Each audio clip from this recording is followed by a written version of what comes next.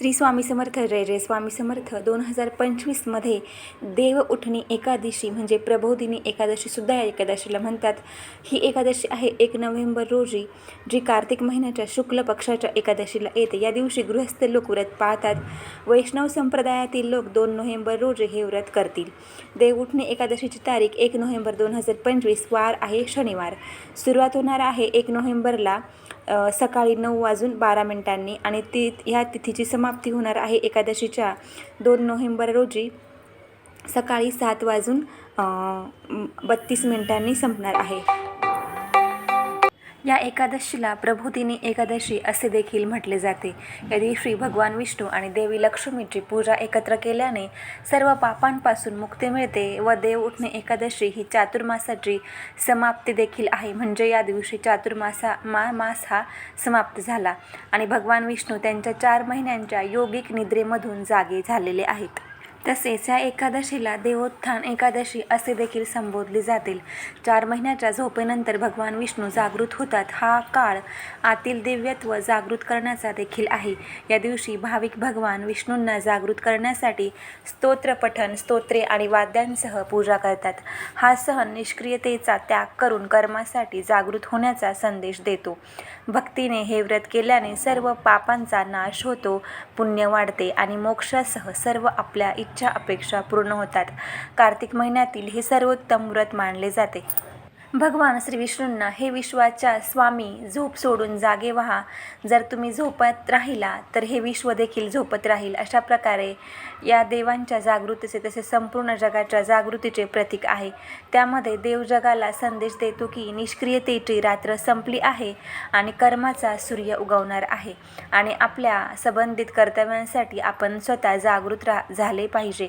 एकादशीच्या रात्री आपण आपल्याला म्हणजे शक्य होईल तेवढं जाग राहण्याचा प्रयत्न करावा. आळस बाजूला ठेवून उत्साहाने पूजा अर्चना, प्रदक्षिणा, प्रार्थना, पुष्पहार, आरती, स्तोत्र, मंत्र इत्यादी पठण करावे. विष्णू सहस्रनामाचे देखील आपण पठण करावे. हे अत्यंत प्रभावशाली असे स्तोत्र आहे. त्याचप्रमाणे आपण या दिवशी भगवद्गीतेचा देखील पाठ करू शकतो. भगवानाचे 8 अक्षरी आणि 12 अक्षरी मंत्र जपावेत. या दिवशी वारंवार मद्यपान करणे, फळे खाणे, अशुद्धता, खोटे बोलणे, पानांचे सेवन करणे, दिवसा झोपणे किंवा कुठलेही आपण चुकीचे कर्म करू नये. काही लोक भगवान जागे झाल्यानंतर या दिवशी तुलसी विवाहसुद्धा करतात. तर आता हे व्रत कुणाला पाळता येते? धार्मिक शास्त्र सांगते की जो आपल्या जातीनुसार आचरण आणि विचारांचे पालन करतो, जो निस्वार्थी सत्यवादी आहे आणि सर्वांचे कल्याण करतो, मग तो ब्राह्मण असो, क्षत्रिय असो, वैश्य असो, शूद्र असो किंवा अस्पृश्य असो, पुरुष असो व स्त्री असो, हे व्रत सर्वांना आपल्याला करता येते. हे एकादशी व्रत त्या बोटीसारखे आहे ज्याचा आत्मा जीवन सागर पार करतो. महाभारतात कलियुगामध्ये जो राहतो, तर इतर व्रते आपण भक्तीने पाळणे खूप कठीण असल्याने प्रबोधिनी एकादशी व्रत खूप कठीण आहे, परंतु अधिक फळ देणारे आहे. कारण पुराणांचा सार असा आहे की जर प्रबोधिनी एकादशीला म्हणजे शक्यतो अन्न सोडणे आपल्याला जर शक्य नसेल तर फक्त आपण म्हणजे भात खावा. कार्तिक महिन्यांचा हे व्रत अत्यंत सर्वोत्तम आहे. श्रीमद भागवत पुराणाच्या 10व्या अध्यायातील 28व्या अध्यायामध्ये असे सांगितले आहे की नंदबाबा प्रबोधिनी एकादशीला अन्न न घेता उपवास करत असत. हे व्रत पाळणाऱ्यांना मोक्ष देते. पद्मपुराणातील उत्तराखंडामध्ये धर्मराज युधिष्ठिराने भगवान श्रीकृष्णांना ब्रह्मदेवाने नारदांना प्रबोधिनीचा महिमा सांगताना म्हटले की प्रबोधिनीचा महिमा पाप आणि रोगांचा नाश करते, पुण्य वाढवते आणि श्रेष्ठ बुद्धी असलेल्यांना मोक्ष प्रदान करते. कार्तिक महिन्यामध्ये भगवान विष्णूंच्या प्रबोधिनी तिथीच्या आगमनापर्यंत समुद्रापासून ते सरोवरापर्यंत सर्व तीर्थक्षेत्रे त्यांच्या वैभवामध्ये आनंद करतात. फक्त केवळ प्रबोधिनी व्रत केल्याने 1000 अश्वमेध आणि 100 सूर्य यज्ञाचे फळ मिळते. जर एखाद्याला अत्यंत दुर्मिळ वस्तूची इच्छा असेल तर तो देवोत्थानी व्रत श्रद्धेने पाळतो, तर त्याला ते निश्चितच फळप्राप्ती होते. म्हणजे प्रबोधिनी एकादशीचे व्रत पाळतो त्याला निश्चित ते फळ, म्हणजे आपली कुठली इच्छा असेल ते फळ आपल्याला नक्की मिळणार. पुराणानुसार प्रबोधिनी किंवा देव उठणी एकादशीचे व्रत श्रद्धेने पाळल्याने अश्वमेधासारख्या सर्व तीर्थयात्रा आणि यज्ञांसारखेच फायदे मिळतात. जे लोक हे व्रत नियमितपणे रात्रभर जागृत राहून करतात त्यांना मोक्षाचे अंतिम ध्येय प्राप्त होते. त्यांचे जीवन सुख, समृद्धी, संतती आणि नातवंडांनी समृद्ध होते आणि त्यांच्या आयुष्याच्या शेवटी त्यांना सर्वोत्तम स्थान किंवा 4 मुक्तींपैकी एक प्राप्त होते. तर या एकादशीच्या दिवशी आपल्याला काही उपाय करायचे आहे. भगवान विष्णूंना अत्यंत प्रिय असणारी तुळस ह्या तुळशीच्या पानांनी भरलेले आपल्याला जेवण द्यायचे आहे. असे मानले जाते की या प्रथेमुळे भगवान विष्णू आणि देवी लक्ष्मी दोघेही प्रसन्न होतात आणि भक्ताला इच्छित फळ प्राप्ती होते. देवी लक्ष्मीच्या आशीर्वादाने आपल्या जीवनामध्ये धन येते. या दिवशी आपल्याला दररोज म्हणजे एकादशीला सकाळी आणि संध्याकाळी तुळशीच्या झाडाजवळ तुपाचा दिवा लावायचा आहे. तुळशीच्या झाडाला 5 किंवा 7 वेळेला आपल्याला प्रदक्षिणा घालायच्या आहे. असे मानले जाते की या प्रथेमुळे देवी लक्ष्मी प्रसन्न होते, घरात सुख समृद्धी येते.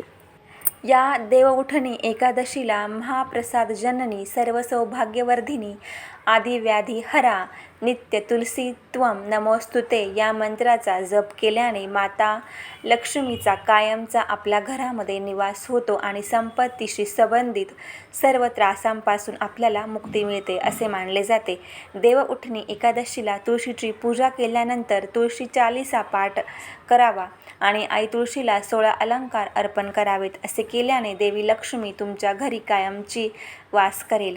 या एकादशीच्या दिवशी तुळशीच्या रोपाची पूजा विधीपूर्वक करावी. असे मानले जाते की असे केल्याने देवी लक्ष्मी प्रसन्न होते आणि घरामध्ये बरकत राहते. त्यासोबतच आपल्याला अजून काही उपाय करायचे आहे. या दिवशी आपल्याला आपल्या स्वतःच्या उंची इतका एक पवित्र धागा म्हणजे कलावा घ्यायचा आहे. त्यानंतर आपली इच्छा सांगायची आहे. तुळशी मातेसमोर उभं राहून आपली इच्छा व्यक्त करायची आणि तो जो धागा आहे तो झाडाभोवती आपल्याला बांधायचा आहे. आपल्याला त्यानंतर विधीनुसार भगवान विष्णू आणि तुळशी मातेची पूजा करायची आहे. असे केल्याने भगवान विष्णू आणि देवी लक्ष्मीचे विशेष आशीर्वाद मिळतात व आपली इच्छा लवकर पूर्ण होते. हा आपल्याला पवित्र धागा नंतर वाहत्या पाण्यामध्ये बुडवायचा आहे म्हणजे वाहून द्यायचा आहे. ज्यावेळी आपली इच्छा पूर्ण होईल तो त्यावेळेला हा धागा सोडायचा व वाहत्या पाण्यामध्ये सोडायचा आहे. तसेच प्रबोधिनी एकादशीच्या दिवशी आपल्याला अजून एक पिवळा धागा घ्यायचा आहे. त्या धाग्याला आपल्याला 108 गाठी बांधायच्या आहे व तो धागा नंतर आपल्याला तुळशीच्या रोपाला श्रद्धापूर्वक बांधायचा व आपली इच्छा बोलायची आहे व आपली इच्छा पूर्ण होण्यासाठी आपल्याला तिथे बसून भगवान विष्णूची, माता लक्ष्मीची प्रार्थना करायची आहे. ही विधी अत्यंत शुभ आणि फलदायी मानली जाते. तसेच आपण या दिवशी तुळशी मातेला व तुळशी वृंदावनामध्ये उसाचा रस अर्पण करणे सुद्धा खूप शुभ मानले जाते. तुळशीच्या मुळाशी थोडासा आपल्याला उसाचा रस आणि पाणी असं अर्पण करायचं आहे. यामुळे आपल्या घरामध्ये सुख समृद्धी वाढणार, दारिद्र्य दूर होणार. त्याचप्रमाणे आपल्याला असा घरगुती आणि सोपा उपाय करायचा आहे. आपल्याला काय करायचं आहे, गाईचे थोडेसे कच्चे दूध घ्यायचे आहे आणि ते तुळशीच्या रोपाला अर्पण करायचे आहे. असे केल्याने घरात सुख समृद्धी, संपत्ती, ऐश्वर्य मिळते, आरोग्य मिळते. तर अशा प्रकारे हे छोटे छोटे असे आपण घरगुती घरच्या घरी आपल्याला करता येणारे सुखसमृद्धीसाठी, आपल्या घरातील सकारात्मकतेसाठी हे उपाय करून बघायचे आहे. खूप जास्त महाग नाही आहेत, खूप सोपे आणि साधे सरळ उपाय आहेत. नक्की करून बघा व आपल्या जीवनामध्ये आनंद दुप्पट करा. श्री स्वामी समर्थ. जय जय स्वामी समर्थ.